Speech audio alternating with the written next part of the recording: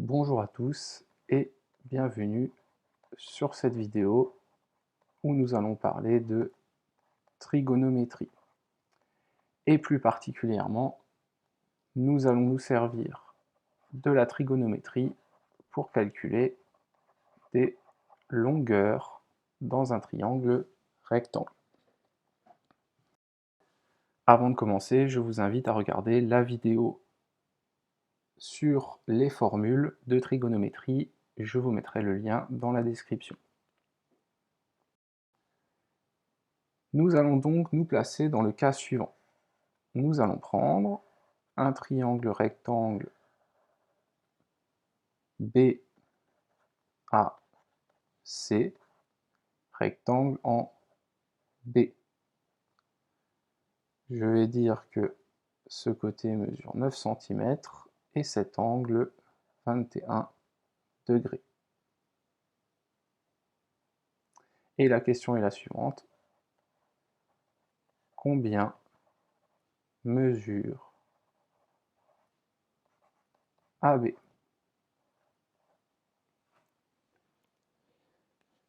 La première étape, ça va être de déterminer quel côté correspond à l'hypoténuse, quel côté correspond au côté adjacent et lequel correspond au côté opposé. Donc dans le cas de ce triangle rectangle-là, le côté en face de l'angle droit, c'est mon hypoténuse. Et maintenant, par rapport à l'angle BAC ici, eh bien le côté en face, c'est mon côté opposé, et le côté ici, c'est le côté adjacent. Donc ça, c'est la première étape, déterminer quel côté correspond à quoi.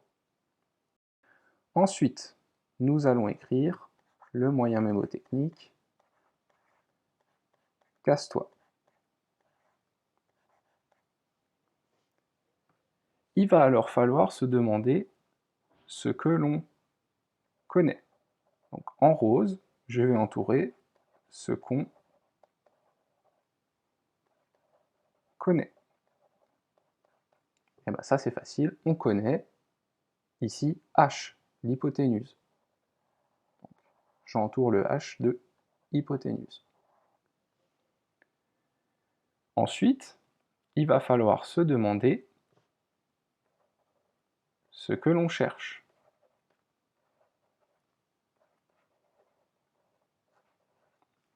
Et bien ce qu'on cherche, c'est dans la question, hein, on est en train de chercher AB.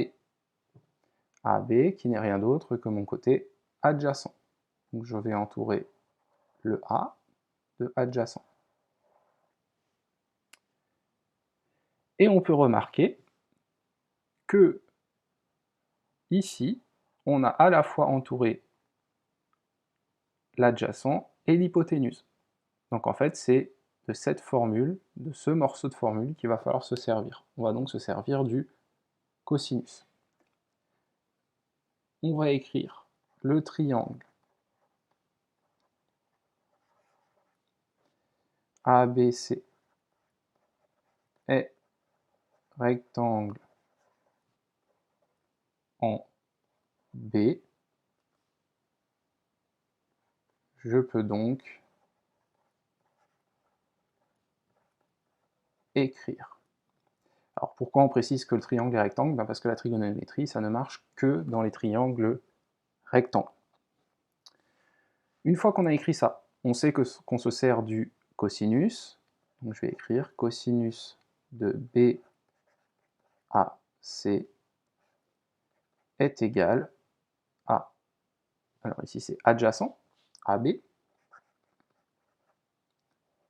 divisé par hypoténuse AC.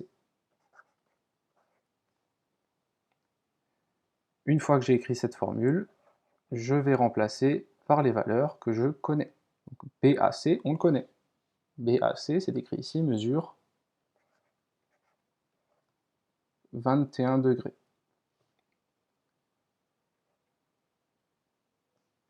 AB. Est-ce qu'on connaît AB? Eh ben non, c'est le côté qu'on cherche, donc on le recopie.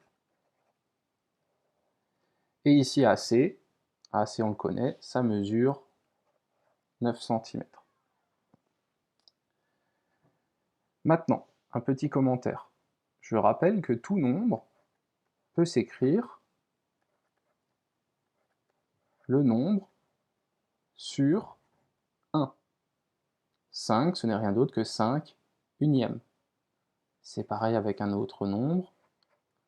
Racine de 3, ce n'est rien d'autre que racine de 3 sur 1. Donc on peut rajouter un 1 au dénominateur, ça ne change absolument rien au nombre. Pourquoi est-ce que j'ai besoin de ça? Eh bien, tout simplement parce que si je rajoute ici sur 1, pourquoi j'ai besoin de ce 1? Parce qu'à ce moment-là, je vais pouvoir effectuer un produit en croix. Je vais donc pouvoir écrire AB est égal à 9 fois cosinus 21 divisé par 1. Et il suffit de taper ça sur la calculatrice. Alors vous allez prendre votre calculatrice. Personnellement, j'ai l'émulateur de la Casio Collège. Et il va falloir donc taper 9 fois, et sinus, cosinus et tangente se trouvent à ce niveau-là. 9 fois cosinus 21 divisé par 1, et nous trouvons environ, c'est une valeur approchée, 8,4 cm. Je vais l'arrondir à 1/10 près. Donc je vais m'arrêter à un chiffre après la virgule. Voilà, et nous avons la mesure de AB. Un petit commentaire avant de vous quitter. Sur vos calculatrices, il faut vérifier que l'unité d'angle est en degrés.